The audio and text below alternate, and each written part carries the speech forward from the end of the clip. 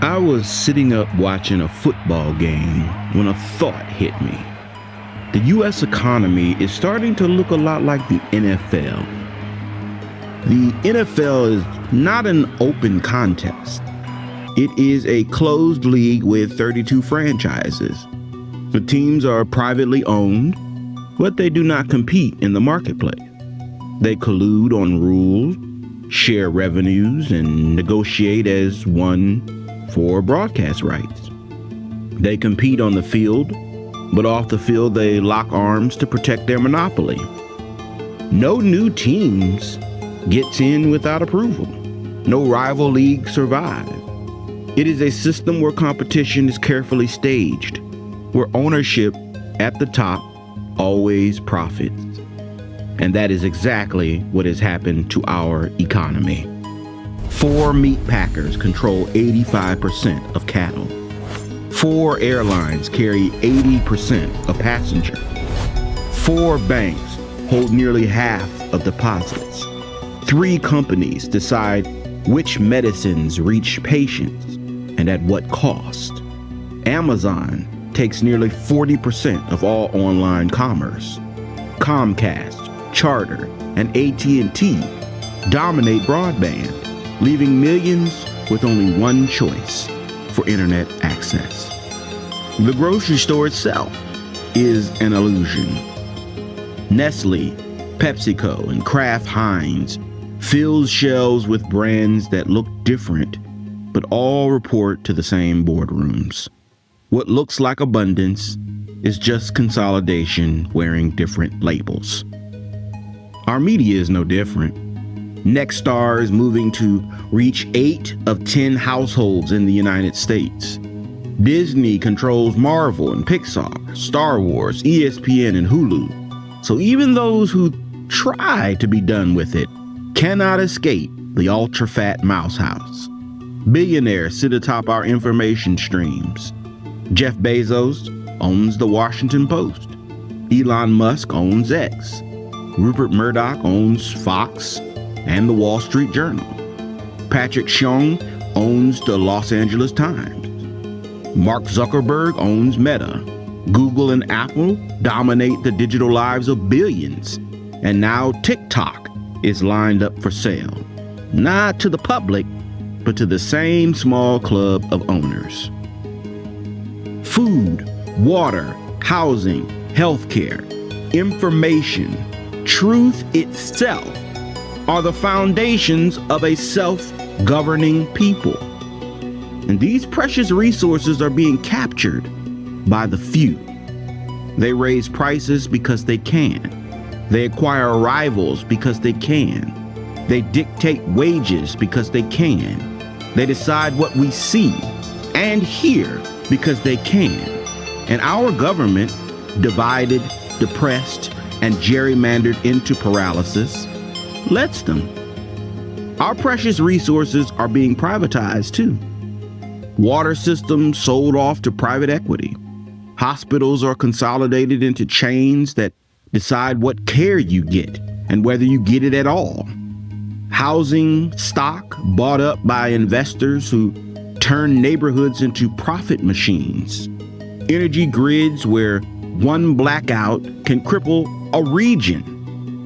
And as climate disaster crashes into us, scarcity becomes the new rule. The fewer who own, the more they control. When the basics of life are scarce, ownership becomes power over who lives and who goes without. And the people who pay are the folks working paycheck to paycheck, the ones already stretched to the limit. They work more hours with fewer protections for wages that never catch up to rising costs. They paddle in place, just enough to keep the lights on, never enough to move forward. Debt piles up, bills pile up, the cycle never breaks. This is what it means to say the U.S. is becoming the NFL. We are not the players making millions for the hits we take. We are the spectators, clapping and cheering as someone else scores political touchdowns. Meanwhile, the actual winners are the owners. They sit in their skyboxes trading resources like playing cards, immune from the struggle below. They control the game. We just buy the tickets.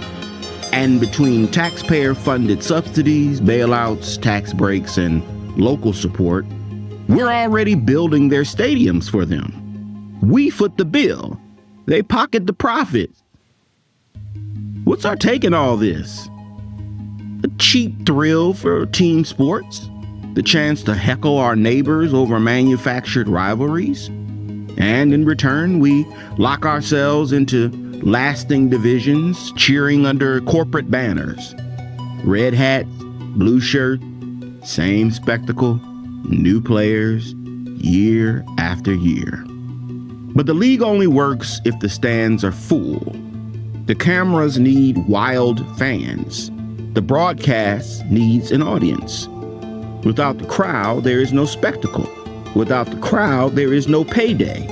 And in this economy, without our labor, without our dollars, without our attention, the system does not function. We are already building their stadiums with subsidies, with tax incentives, with bailouts, with our paychecks, with our data, and with our silence. Now, none of us will ever live perfectly outside the system, but every effort matters.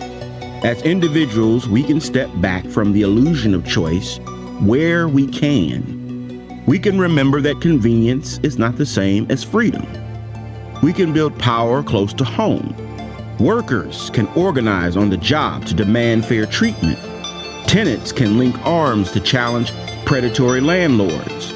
Neighbors can press their cities to invest in public broadband so people are not trapped in a single provider. Communities can withhold their dollars to remind corporations who keeps them alive.